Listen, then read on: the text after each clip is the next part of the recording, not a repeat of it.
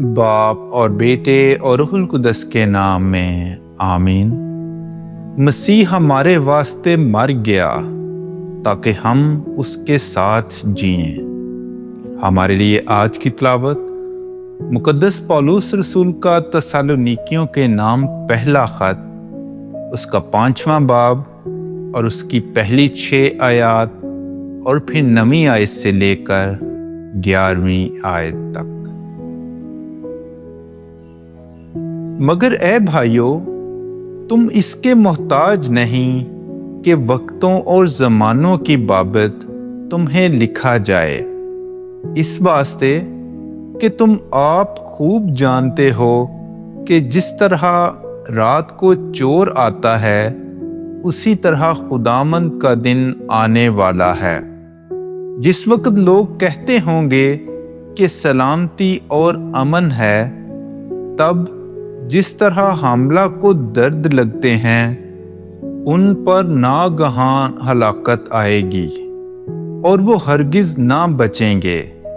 مگر اے بھائیو، تم تاریکی میں نہیں ہو کہ وہ دن چور کی طرح تم پر آ پڑے، کیونکہ تم سب نور کے فرزند اور دن کی اولاد ہو۔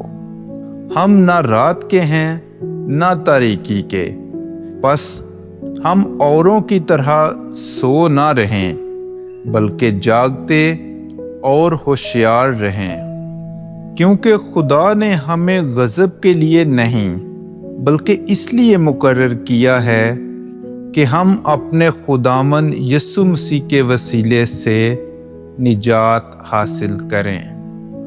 وہ ہمارے واسطے مرا تاکہ ہم خواہ جاگتے خواہ سوتے اس کے ساتھ جئیں۔ اس لیے تم ایک دوسرے کو تسلی دو اور ایک دوسرے کے فائدے کا باعث بنو، چنانچہ تم ایسا کرتے بھی ہو۔